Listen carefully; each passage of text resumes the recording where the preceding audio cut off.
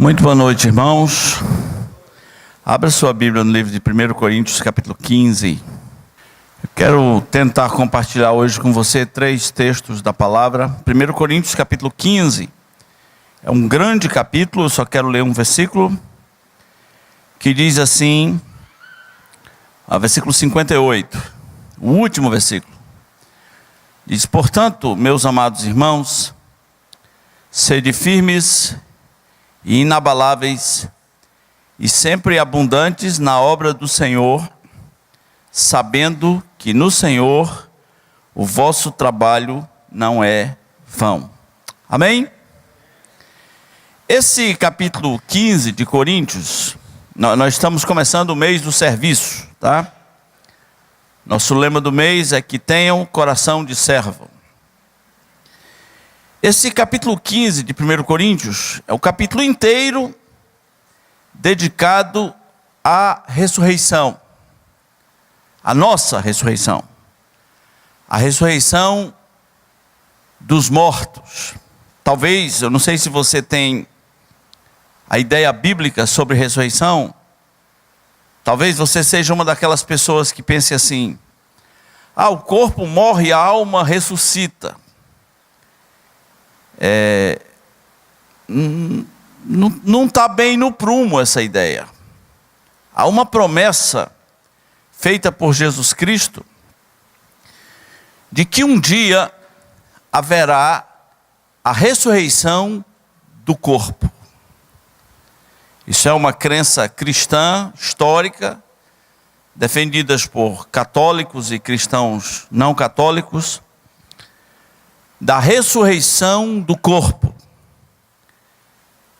A Bíblia diz que os mortos ouvirão a sua voz, vão sair dos seus túmulos, os corpos serão transformados em novos corpos. É uma crença muito estranha. Ela não é científica, ela não é física, ela está para além. Obrigado, Teliseu. Para além da metafísica, é uma questão de fé. Se você crê nas palavras de Jesus, ele promete não uma ressurreição da alma, a alma não morre, mas o fato de que ao morrermos, nosso espírito estará presente com o Senhor e aguardando que um dia haverá a ressurreição dos corpos. É natural que as pessoas façam perguntas lógicas, não é? A minha geração fazia muita pergunta, memorizava muito versículo, fazia muita pergunta. E uma das perguntas é: o pessoal que morreu queimado, como é que fica? Para ressuscitar o corpo, né? Foi carbonizado. E uma senhora falou assim uma vez: e aquele que os peixes comeu? Aquele que os peixes comeu tudo, não ficou nada, só os ossos, como é que vai? Ninguém sabe mais nem onde está o corpo.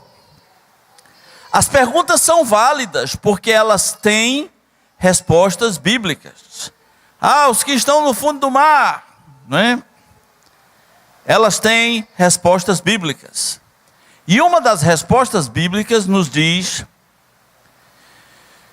que o mar entregará os seus mortos. Quanta gente não morreu no mar, não é? O mar entregará os seus mortos, o abismo entregará os seus mortos. Pode estar onde estiver, pode ter morrido petrificado por um vulcão, ou afogado, ou comido pelos peixes, ou queimado. Filipenses capítulo 3, versículo 20, diz que o Senhor transformará os nossos corpos de humilhação para ser igual ao corpo da sua glória, segundo o seu poder que tem de subordinar a si todas as coisas. Então, ele subordina o mar, os peixes, o fogo, qualquer coisa. Para o Deus que criou o mundo do nada, nada é problema, não é? Para o Deus que criou o mundo pela sua palavra, a Bíblia diz: os impossíveis dos homens são possíveis para Deus. Então, esse capítulo da ressurreição, escrito para gregos, os gregos chegaram no máximo a crer numa alma imortal, já 500 anos antes da igreja.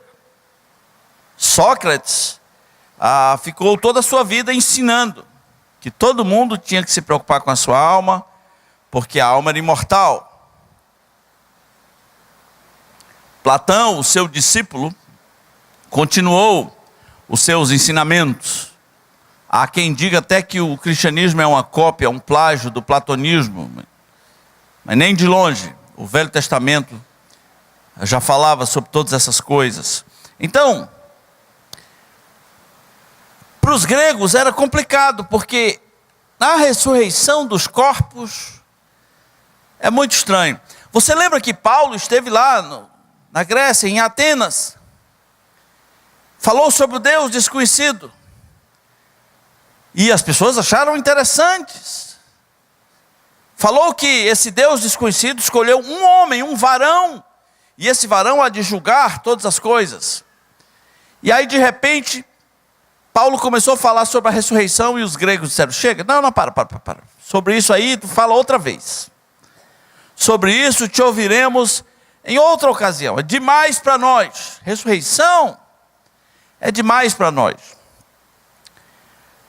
Paulo vai explicar que nós vamos ressuscitar, e a razão da nossa ressurreição é porque Cristo ressuscitou. Olha o começo do capítulo. A partir do versículo 3. Antes de tudo vos entreguei, que também recebi, que Cristo morreu pelos nossos pecados segundo as Escrituras, e foi sepultado, ressuscitou ao terceiro dia segundo as Escrituras, e apareceu a Cefas, que é aquele nome de Pedro, né? E depois aos 12, e depois foi visto por mais de 500 irmãos de uma só vez, dos quais a maioria sobrevive até agora, porém alguns já dormem.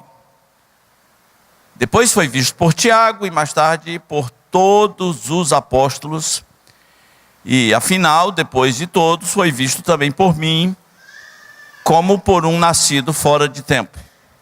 Então, para gregos que acham muito estranho esse negócio de ressurreição do corpo, Paulo vai explicar que Jesus Cristo ressuscitou no corpo. Ele foi visto.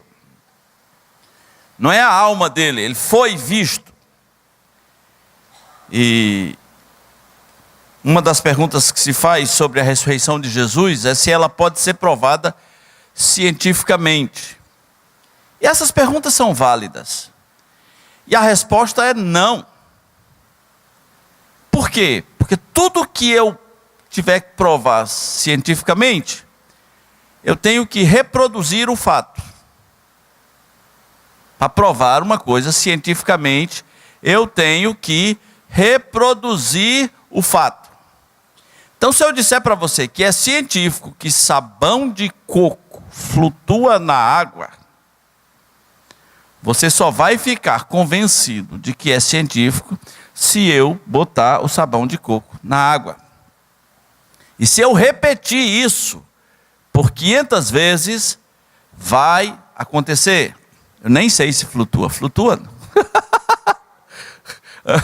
Nem sei se flutua na água. Devo imaginar. Esponja flutua na água. Pronto.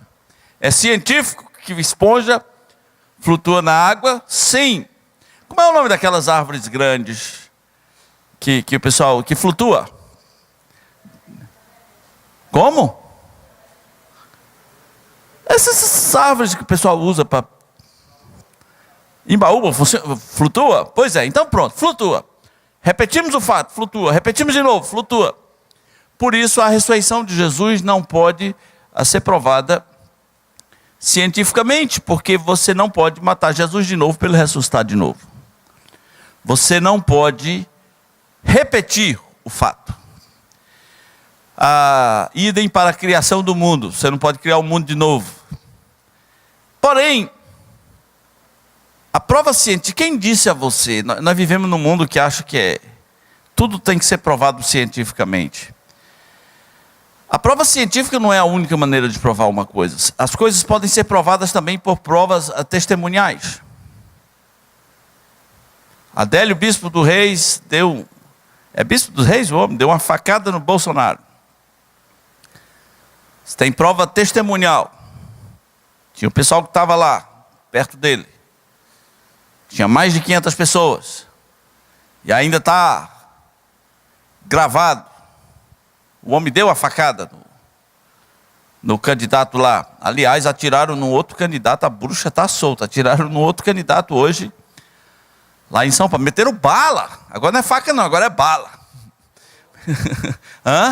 Foi ontem, né? Pau! Né? O cara pensou assim, o outro lá deu uma facada, não matou, vou matar esse agora. Está o nível... Por isso que eu falo, estou pedindo a Deus que termine, porque estamos no meio de uma panela de pressão, o nível está fervendo. Então, Paulo diz, existem testemunhas, primeiro Pedro, depois os 12.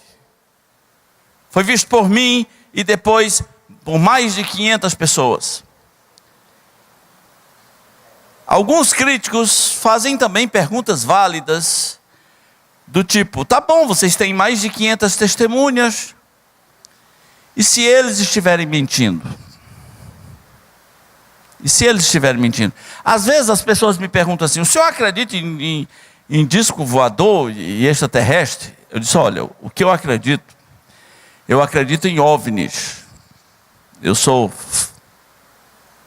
fã fiel de OVNIs, acredito que existem OVNIs. E o que é um OVNI? Isso é um objeto voador não identificado. E o que é? Não sei, é não identificado. É tudo que eu sei. Porque tem muita gente vendo OVNIs, né? Se é um balão, se é um avião, se é alta tecnologia das outras nações, se é demônio, se é eu não sei, é não identificado. Mas há casos de cidade inteiras, de comunidades inteiras, até no Seringal, casos de pessoas testemunhando que viram alguma coisa. E o que é? Eu não sei. Se eu soubesse, eu lhe diria, mas eu não sei. Mas temos testemunhas no mundo inteiro de pessoas vendo. Então, com relação à ressurreição de Jesus, se alguém perguntar, se essas testemunhas se combinaram, todo mundo, para mentir, a questão é que é muito pouco provável que pessoas morram por uma mentira. Vamos mentir aqui, vamos se juntar, vamos inventar uma mentira, vamos dizer que nós vimos uma pinguari, e as nossas descrições serão iguais, e a gente morre. Por isso, não faz sentido. Morrer por uma mentira não faz sentido. Os primeiros cristãos morreram. Desde o dia que Jesus ressuscitou, houve as tentativas das outras versões. Era preciso inventar novos fatos. A teoria do corpo roubado, a teoria de que Jesus não morreu. Todo tipo de teoria foi inventado. Mas Paulo está dizendo, eu vi, Pedro viu, os 12 viram, e depois mais de 500 irmãos. Mais de 500 irmãos é um número baixo que Paulo está dando para a ressurreição de Jesus. Por que eu digo que é baixo? Porque Jesus poucos cristãos se atentam a esse fato. Depois da sua ressurreição, antes de ser assunto aos céus, antes de ser glorificado, ele ficou aparecendo aqui por quanto tempo? Quanto tempo? Quem sabe? 40 dias. Né? Ele deve ter brincado de aparecer, né? De vez em quando o pessoal estava em algum lugar, ele chegava e sou eu. Vocês pensam que eu morri, mas eu voltei. 40 dias. Então o número de Paulo, a estimativa de Paulo, Paulo não diz 500, ele diz mais de 500. E aí você pode pensar em milhares. Mais de 40 dias, aliás, 40 dias aparecendo. Paulo está chamando a atenção para o fato de que Jesus ter ressuscitado é garantia de que nós vamos ressuscitar. E você precisa manter viva essa esperança. Haverá ressurreição dos corpos. E o contrário também é verdadeiro. Se Jesus não ressuscitou, nós não vamos ressuscitar. Simples assim. Paulo chega a dizer que nós somos os mais infelizes dos homens. Se Cristo não ressuscitou, é vã a nossa fé, nada adiantou. Somos os maiores bobos da história, os maiores palhaços da história. Então, a ressurreição é crucial para nós. De vez em quando, nós temos que pensar na ressurreição de Jesus e no seu poder. Perguntas válidas foram feitas. Por exemplo, em 1 Coríntios 15, 35, versículo 35, alguém dirá, como ressuscitam os mortos e em que corpo vêm? Pergunta boa, né? Pastor, esse negócio da ressurreição, como é que é mesmo? Pergunta simples, inteligente, sincera. Como é? Eu não sei como é. Em que corpo vem? E Paulo diz, no versículo, a partir do versículo 39, diz, nem toda carne é a mesma, porém uma é a carne dos homens, outra dos animais, outra das aves, e outra a dos peixes. Também há corpos celestiais e corpos terrestres. Sem dúvida, uma é a glória dos celestiais, outra a dos terrestres. Uma é a glória do sol, outra a glória da lua e outra das estrelas, porque até entre estrela e estrela há diferença de esplendor. Pois assim também é a ressurreição dos mortos. Agora, a pergunta que foi feita, em que corpo vem? É todo mundo no mesmo corpo? Resposta, não. Paulo disse, tudo no mundo é diferente. Tem corpo de homem, corpo de animais. E os corpos celestes têm glórias diferentes. Uma é a glória do sol, outra da lua, outra das estrelas. E até entre estrelas e estrelas tem diferença. E Paulo está dizendo, na ressurreição não seremos iguais. Nem no céu tem comunismo. Não seremos iguais. Uns brilharão mais que o outro, né? Simples assim. Para quem pensou que ia haver um socialismo geral, todo mundo igual nada. Tem gente que vai brilhar tanto, é como se fosse uma estrela brilhosa. Outro é tipo um sol, outro é tipo uma lua, e outro é tipo um palito de fósforo queimado.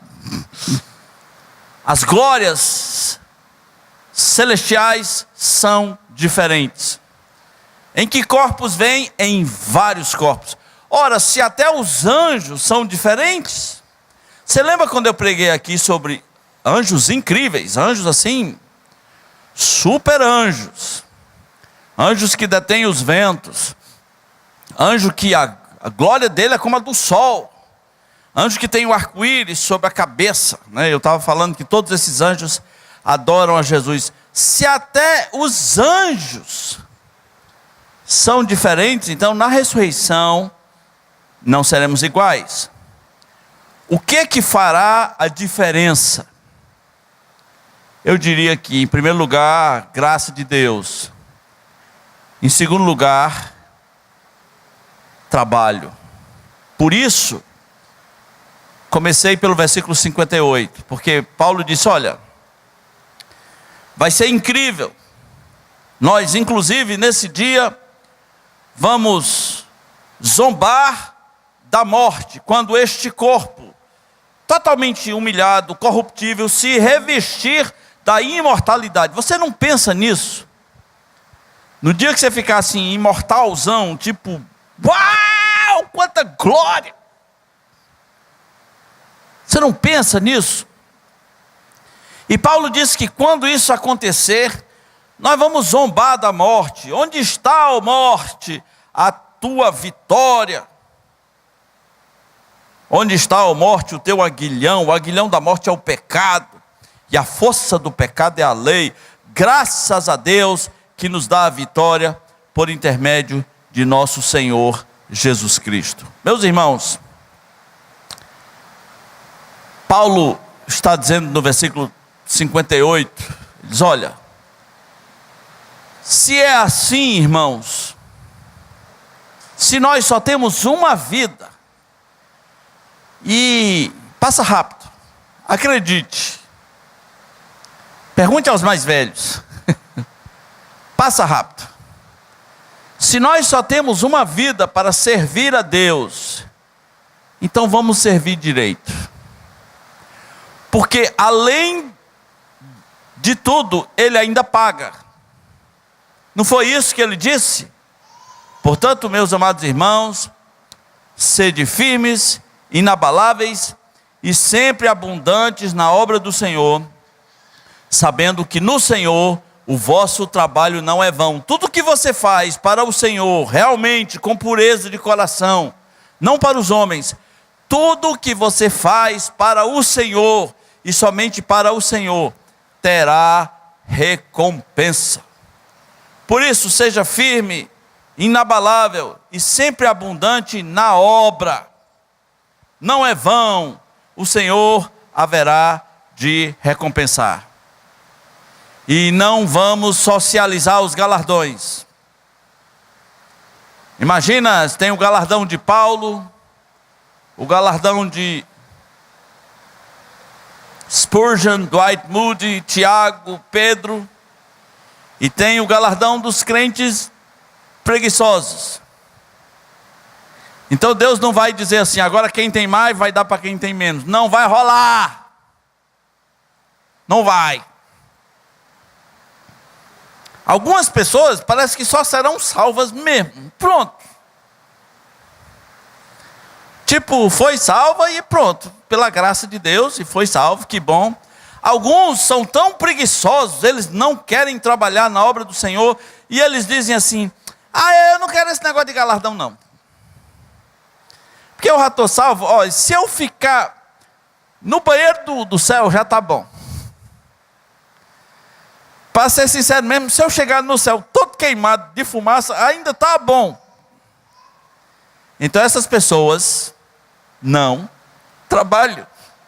Elas fazem questão de dizer, eu não quero me envolver com a obra do Senhor, de nenhum nível, de nenhum aspecto, nem de linha de frente, nem de bastidores, eu só quero ser salvo mesmo, e pronto.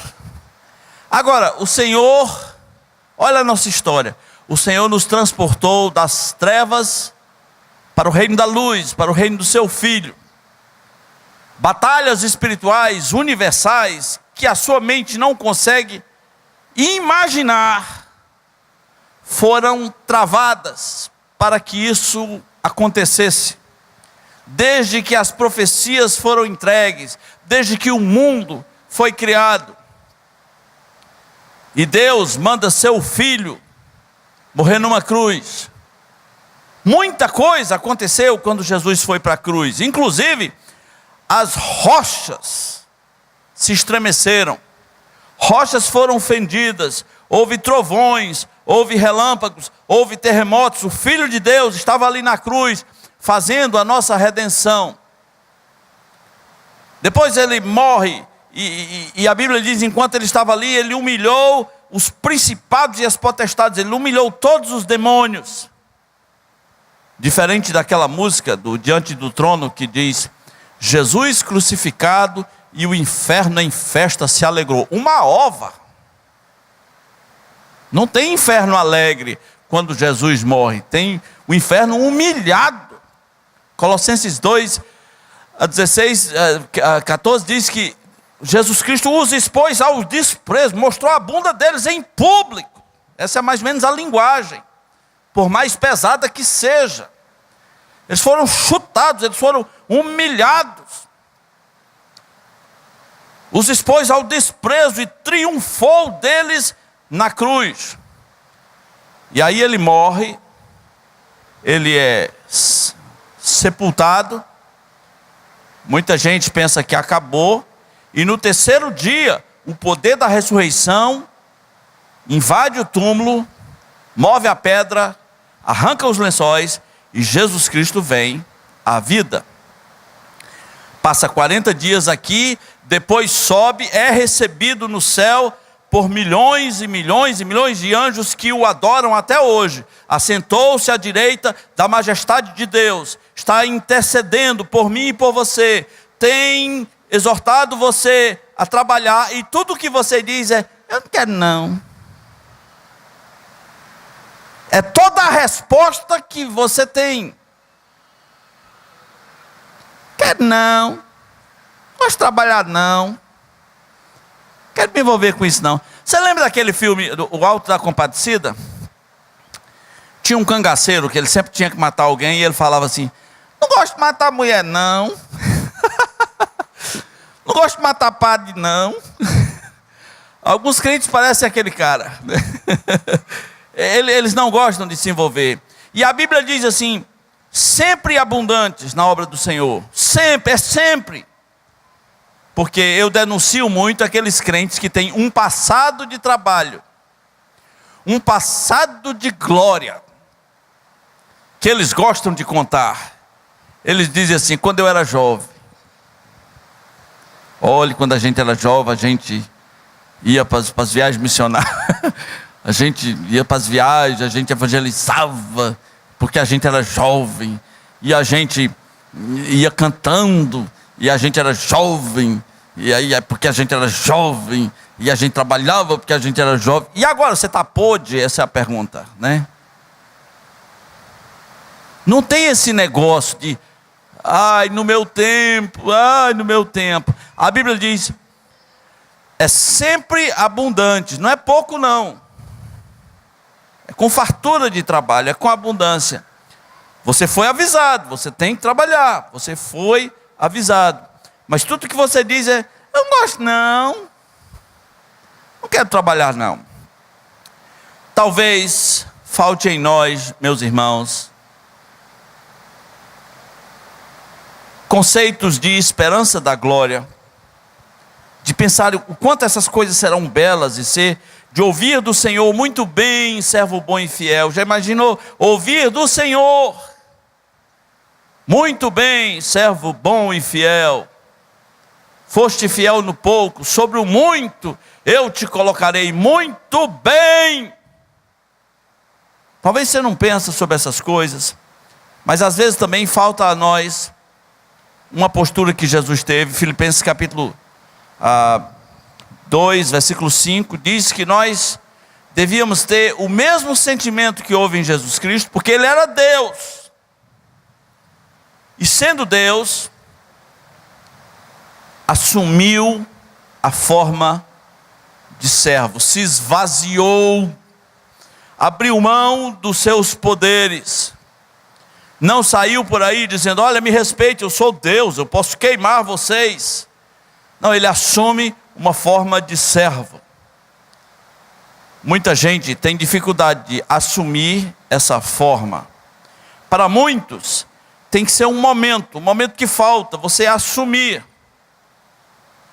Nossa cultura brasileira, ela é muito anti-serviço.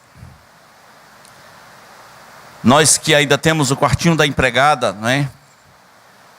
Nós, para os quais as questões de escravatura nunca foram bem resolvidas, nós que somos herdeiros de uma cultura que chegou aqui no Brasil e julgava que trabalhar era vergonhoso.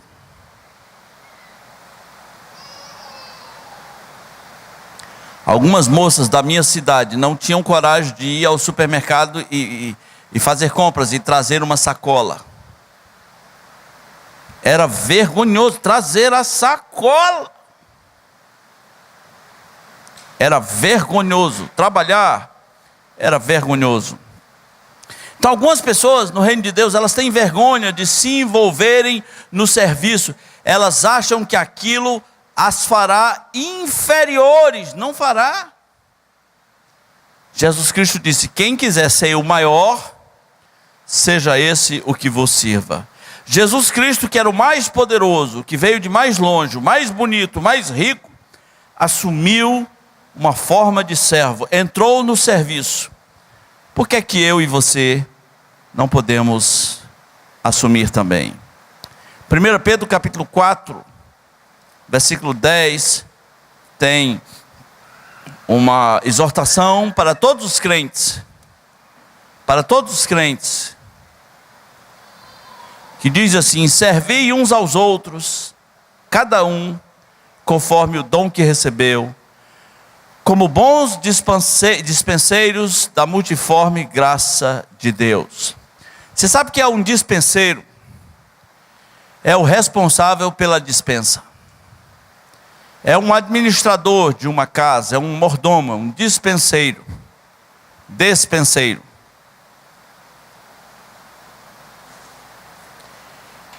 E em outra passagem, a Bíblia diz que só se espera do dispenseiro uma coisa: